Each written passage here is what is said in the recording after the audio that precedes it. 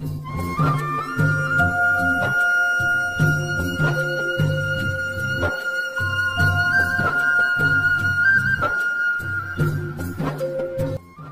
দর্শক, আসসালামু আলাইকুম। সবাইকে স্বাগত জানাচ্ছি নতুন আরো একটি ভিডিওতে। দর্শক, শখের জায়গা থেকে অনেকেই অনেক কিছু করে থাকেন। কেউ করে থাকেন ছাগলের খামার, কেউ বা মহিষের খামার, অনেকেই করে থাকেন উন্নত জাতের গরুর খামার। তো আমরা এমন একটি খামারে এসেছি আজকে, বিলুপ্ত প্রায় জাতের গয়ালের খামারে এসেছি। শখের জায়গা থেকে এই খামারটি করেছেন পার্বত্য জেলা পরিষদের সদস্য এবং উপজেলা আওয়ামী লীগের সাধারণ সম্পাদক জনাব মাইনুদ্দিন। তো চলুন আমরা এই খামারটি ঘুরে দেখি এবং কথা বলি তার শখের জায়গা থেকে গড়ে তোলা এই গয়ালের বিষয়ে।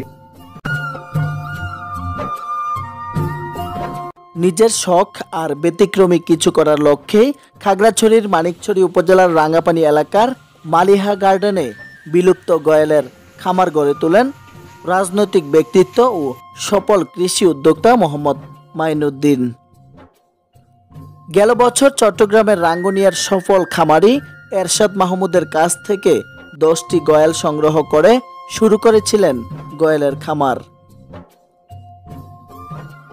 আমি মূলত একটু সবসময় একটু ব্যতিক্রমী বা ভিন্ন ধরনের কিছু আমার করার খুব ইচ্ছা বা আগ্রহ। সেখান থেকেই যেহেতু আমার মালিহা গার্ডেন, এখানে পর্যাপ্ত প্রাকৃতিক ঘাস টাস এই জাতীয় আছে, আমি এখান থেকেই আমি এই গয়ালগুলো আমি সংগ্রহ করি। এগুলো আমি সংগ্রহ করেছি রাঙ্গুনিয়া, যে আমাদের মাননীয় পররাষ্ট্রমন্ত্রী হাসান মাহমুদের আপন ছোট ভাই এরশাদ মাহমুদ, যিনি সারা বাংলাদেশের শ্রেষ্ঠ খামার হিসেবে উনি স্বর্ণপদক লাভ করেছেন। ওনার খামার থেকে আমি 10টা গয়াল নিয়ে আসি। তো এগুলো মোটামুটি ভালোই, এদের কোনো আলাদা কোনো খানা এদের খাওয়াইতে হয় না। পাহাড়ের যে ঘাসগুলো প্রাকৃতিকভাবে জন্ম নেয় ওগুলো কেটে খাওয়াইলে হয়। আর খাবারের সাথে আমি পানির সাথে একটু শুধু রাবিশ এবং লবণ, আর অন্য কোনো খাবার এগুলো খাওয়াইতে হয় না।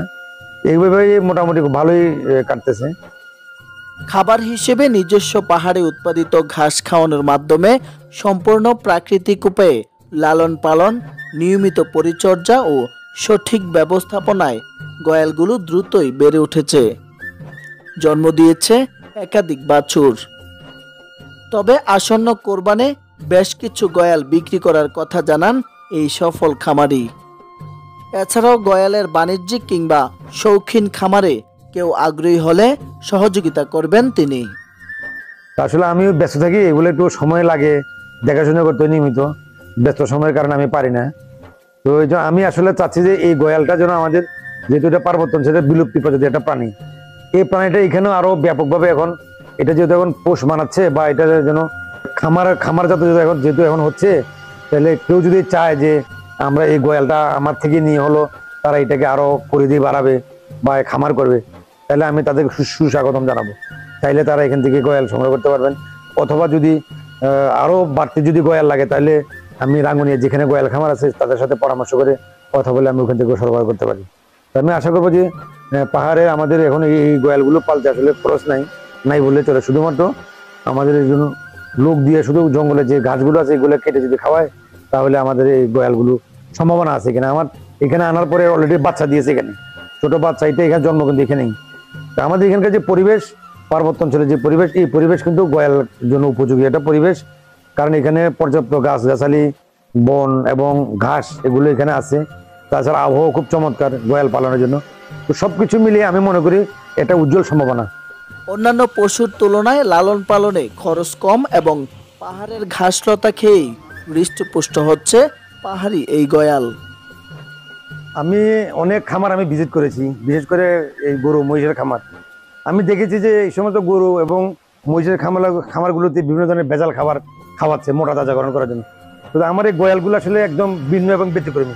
এগুলো জঙ্গলের যে গাছগুলো আছে এই ঘাসগুলো খেয়ে কিন্তু তারা স্বাচ্ছন্দ্য করতেছে এবং তারা সুস্বাস্থ্যের অধিকারী।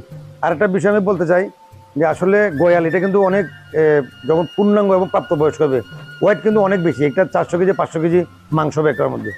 আমি দেখেছি যে রাঙ্গুনি আমি যে গয়াল খামার গিয়েছি, একটা গয়াল 11 লক্ষ টাকা বলার পরও মালিক তাদের সেটা দিচ্ছে না, যে এত বড় এত হৃষ্টপুষ্ট।